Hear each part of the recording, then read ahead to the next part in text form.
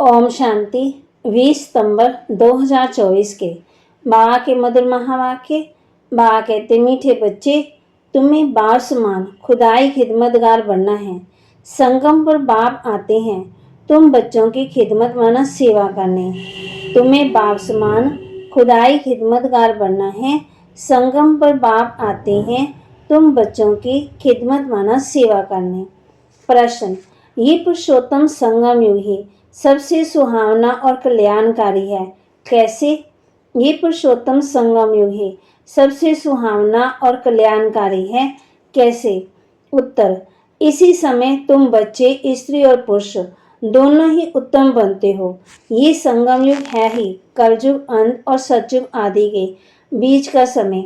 इस समय ही बाप तुम बच्चों के लिए ईश्वरीय यूनिवर्सिटी खोलते हैं। यहाँ तुम मनुष्य देवता बनते हो। ऐसी यूनिवर्सिटी सारे कल्प में कभी नहीं होती।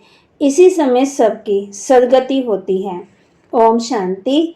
रूहानी बाप रूहानी बच्चों को बैठ समझाते हैं। यहाँ बैठे बैठे एक तो तुम बाप को याद करते हो, क्योंकि वह पतित पावन है। उनको याद करने से ही पावन सतो प्रधान बनने की तुम्हारी एम है। ऐसे नहीं कि सतो तक एम है, सतो प्रधान बनना है। इसलिए बाप को भी जरूर याद करना है। फिर स्वीट होम को भी याद करना है, क्योंकि वहाँ जाना है। फिर माल मलकियत भी चाहिए, इसलिए अपने स्वर्ग धाम को भी याद करना है, क्योंकि ये प्राप्ति होती है। बच्चे जानते हैं हम बाप के बच्चे बने हैं। बरोबर बाप से शिक्षा लेकर हम स्वर्ग में जाएंगे, नंबरवार पुरुषार्थ अनुसार। बाकी जो भी जीव की आत्मा है वह शांति धाम में चली जाएगी। घर तो जरूर जाना है। बच्चों को ये भी मालूम हुआ है, अभी है रामा राज्य। इसकी भेंट में सत्य को फिर नाम दिया जाता है राम राज्य। दो गला कम हो जाती है, उनको सूर्यवंशी उनको चंद्रवंशी कहा जाता है। जैसे क्रिश्चियन की राजधानी एक ही चलती, वैसे ये भी एक ही है, परंतु उसमें सूर्यवंशी और चंद्रवंशी ये बातें कोई भी शास्त्रों में नहीं है। बाप बैठ समझाते हैं, जिसको ही ज्ञान अथवा नॉलेज कहा जाता है। स्वर्ग स्थापन हो गया, फिर नॉलेज की दरकार नहीं। ये नॉलेज बच्चों को पुरुषोत्तम संगम युग पर ही सिखलाई जाती है। तुम्हारे सेंटर्स पर म्यूजियम में बहुत बड़े बड़े अक्षरों में जरूर लिखा हुआ है कि बहनों और भाइयों, ये पुरुषोत्तम संगम युग है जो एक ही बार आता है। पुरुषोत्तम संगम युग का अर्थ भी नहीं समझते हैं। ये लिखना है कलयुग अंत और सतयुग आदि का है संगम। तो संगम युग सबसे सुहावना कल्याणकारी हो जाता है। बाप भी कहते हैं, मैं पुरुषोत्तम संगम युग पर ही आता हूँ। तो संगम युग का अर्थ भी समझाया है। वैशाल्य का अंत, शिवालय का आदि, इसको कहा जाता पुरुषोत्तम संगम युग। यहाँ सब विकारी, वहाँ सब है निर्विकारी। तो जरूर उत्तम तो निर्विकारी को कहेंगे। पुरुष और स्त्री दोनों उत्तम बनते, इसलिए नाम ही है पुरुषोत्तम। इन बातों को बाप और तुम बच्चों के सिवाय किसी को पता ही नहीं कि ये संगम युग है। किसके ख्याल में नहीं आता कि ये पुरुषोत्तम संगम युग कब होता है। अभी बाप आए हुए हैं, वह है मनुष्य सृष्टि का बीज रूप। उनकी ही इतनी महिमा है। वह ज्ञान का सागर है, आनंद का सागर है, पतित पावन है, ज्ञान से सदगति करते हैं। ऐसे तुम कभी नहीं कहेंगे कि भक्ति से सदगति, ज्ञान से सदगति होती है, और सदगति है ही सतयुग में। तो जरूर कलयुग का अंत और सतयुग आदि के संगम पर आएंगे। कितना क्लियर कर बाप समझाते हैं। नए भी आते हैं, हूबहू जैसे कल्प पहले आए, आते रहते हैं। राजधानी ऐसे ही स्थापन होनी है। तुम बच्चों को मालूम है कि हम खुदाई खिदमतगार सच्चे सच्चे ठहरे। एक को थोड़ी पढ़ाएंगे, एक पढ़ते हैं, फिर इन द्वारा तुम पढ़कर औरों को पढ़ाते हो। इसलिए यहाँ ये बड़ी यूनिवर्सिटी खोलनी पड़ती है। सारी दुनिया में और कोई यूनिवर्सिटी है ही नहीं, ना कोई दुनिया में जानता है कि ईश्वर यूनिवर्सिटी भी होती है। अभी तुम बच्चे जानते हो, गीता का भगवान शिव आकर के ये यूनिवर्सिटी खोलते हैं। नई दुनिया का मालिक देवी देवता बनाते हैं। इस समय आत्मा जो तमो प्रधान बन गई है, फिर उसको ही सतो प्रधान बनना है। इस समय सब तमो प्रधान है। बल कोई कुमार भी पवित्र रहते, कुमारी भी पवित्र रहती, सन्यासी भी पवित्र रहते, परंतु आजकल वह पवित्रता नहीं है। पहले पहले जब आत्मा आती है वह पवित्र रहती है, फिर अपवित्र बन जाती है, क्योंकि तुम जानते हो सतो प्रधान सतो रजो तमो सबको पास होना होता है। अंत में सब तमो प्रधान बन जाते हैं। अभी बाप सम्मुख बैठ समझाते हैं, ये झाड़ तमो प्रधान जर्जरी अवस्था को पाया हुआ है, पुराना हो गया है, तो जरूर इनका विनाश होना चाहिए। ये है वैरायटी धर्मों का झाड़, इसलिए कहते हैं विराट लीला। कितना बड़ा बेहद का नाटक है। वह तो जड़ झाड़ होते हैं, जो बीज डालो वह झाड़ निकलता है।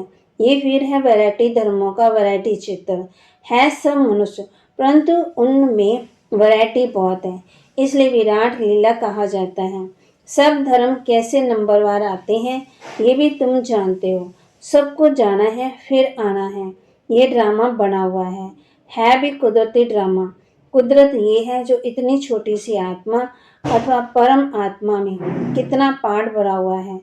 परम आत्मा को मिलाकर परमात्मा कहा जाता है। तुम उनको बाबा कहते हो क्योंकि सभी आत्माओं का वह सुप्रीम बाप है ना। बच्चे जानते हैं आत्मा ही सारा पाठ बजाती है, मनुष्य ये नहीं जानते। वह तो कह देते आत्मा निर्लेप है, वास्तव में ये अक्षर रॉन्ग है। ये भी बड़े बड़े अक्षरों में लिख देना चाहिए, आत्मा निर्लेप नहीं है।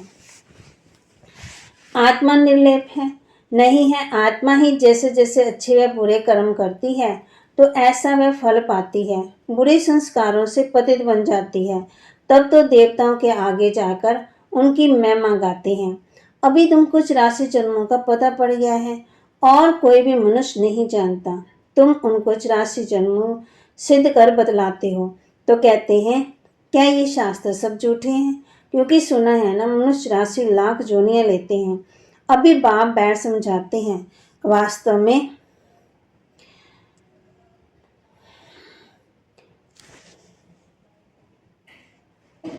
तो बाबा कहते ये भी वैरायटी धर्मों का वैरायटी चित्र है। सब मनुष्य, परंतु उनमें भी वैरायटी बहुत है, इसलिए विराट लीला कहा जाता है।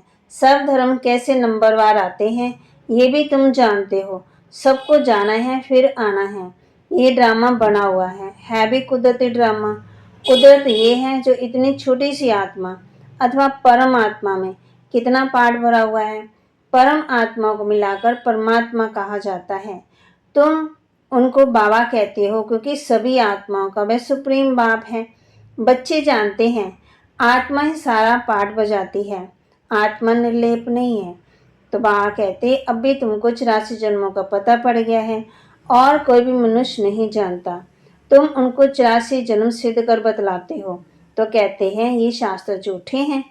अभी बाप बैठ समझाते हैं वास्तव में सर्वशास्त्र में श्रोमणी है गीता।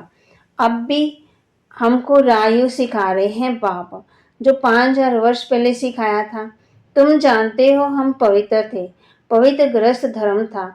अब भी इनको धर्म नहीं कहेंगे, अधर्मी बन पड़े हैं, अर्थात विकारी बन गए हैं। इस खेल को तुम बच्चे समझ गए हो। ये बेहद का ड्रामा है जो हर 5000 वर्ष के बाद रिपीट होता रहता है। लाखों वर्ष के बाद तो कोई समझ भी न सके। ये तो जैसे कल की बात है, तुम शिवालय में थे, आज वैशाल्य में हो, फिर कल शिवालय में होंगे। सत्य को कहा जाता है शिवालय, त्रेता को सेमी कहा जाता है। इतने वर्ष वहां रहेंगे, जन्म जन्म में तो आना ही है। इनको कहा जाता है रावण राज्य। तुम आधा कल्प पतित बने। अब बाप कहते हैं गृहस्थवान में रहते कमल फूल समान पवित्र बनो। कुमार और कुमारियां तो है ही पवित्र। उन्हों को फिर समझाया जाता है ऐसे गृहस्थ में फिर जाना नहीं है जो फिर पवित्र होने का पुरुषार्थ करना पड़े। भगवान आवाज की पावन बनो तो बेहद के बाप का मानना पड़े ना। तुम गृहस्थवार में रहते कमल फूल समान रह सकते हो, फिर बच्चों को पतित बनने की आदत क्यों डालते हो, जबकि बाप 21 जन्मों के लिए पतित होने से बचाते हैं। इसमें लोक लाज कुल की मर्यादा भी छोड़नी पड़े, ये है बेहद की बात। कुमार तो सब धर्मों में बहुत रहते हैं, परंतु सेफ्टी में रहना जरा मुश्किल होता है। फिर भी रावण राज्य में रहते हैं ना, विलायत में भी ऐसे हैं। बहुत हैं जो शादी नहीं करते, वे पीछे कर लेते हैं साथी के लिए, कंपेनियनशिप के लिए, क्रिमिनल आई से नहीं करते।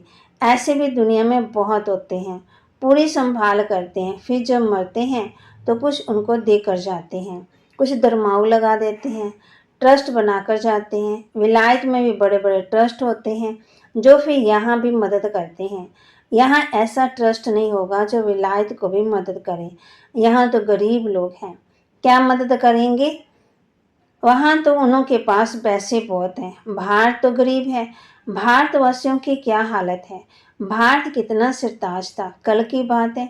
खुद भी कहते हैं 3000 वर्ष पहले पैराडाइज था। बाप ही बनाते हैं। तुम जानते हो बाप कैसे ऊपर से नीचे आते हैं पतितों को पावन बनाने। वह है ही ज्ञान का सागर, पतित पावन, सबका सदगति दाता, अर्थात सबको पावन बनाने वाला। तुम बच्चे जानते हो, मेरी महिमा तो सब गाती हैं। मैं यहाँ पति दुनिया में आता हूँ तुमको पावन बनाने। तुम पावन बन जाते हो तो फिर पहले पहले पावन दुनिया में आते हो, बहुत सुख उठाते हो, फिर रावण राज्य में गिरते रहते हो। बल गाते भी हैं, परम पिता परमात्मा ज्ञान का सागर, शांति का सागर, पतित पावन है। परंतु पावन बनाने के लिए कब आएंगे ये कोई नहीं जानते। बाप कहते तुम मेरी महिमा करती हो ना, अब मैं आया हूँ, तुमको अपना परिचय दे रहा हूँ। मैं हर 5000 वर्ष के बाद इस पुरुषोत्तम संगम युग पर आता हूँ। कैसे आता हूँ वह भी समझाता हूँ। चित्र भी है। ब्रह्मा कोई सूक्ष्म वतन में नहीं होता, ब्रह्मा यहाँ है और ब्राह्मण भी यहाँ है, जिसको ग्रेट ग्रेट ग्रैंडफादर कहा जाता है, जिसका फिर सिजरा बनता है। मनुष्य सृष्टि का सिजरा तो प्रजापिता ब्रह्मा ही से ही चलेगा ना। प्रजापिता है तो जरूर उनकी प्रजा होगी।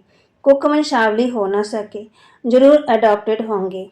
ग्रेट ग्रेट ग्रैंडफादर है तो जरूर अडॉप्ट किया होगा। तुम सब अडॉप्टेड बच्चे हो। अभी तुम ब्राह्मण बने हो, फिर देवता बनना है। शूद्र से ब्राह्मण, फिर ब्राह्मण से देवता, ये बजोली का खेल है। विराट रूप का चित्र है।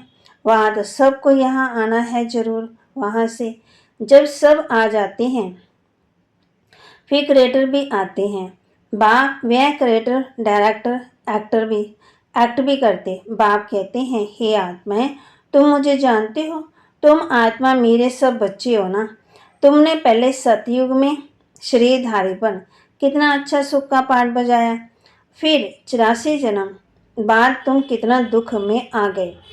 ड्रामा के क्रिएटर डायरेक्टर, ये तो है बेहद का ड्रामा। बेहद का ड्रामा को भी कोई जानते नहीं। भक्ति मार्ग में ऐसी ऐसी बातें बताते हैं जो मनुष्यों की बुद्धि में वही बैठ गई है। अब बाप कहते हैं मीठे मीठे बच्चों, ये सब भक्ति मार्ग को जो शास्त्र हैं, भक्ति मार्ग की ढेर सामग्री है।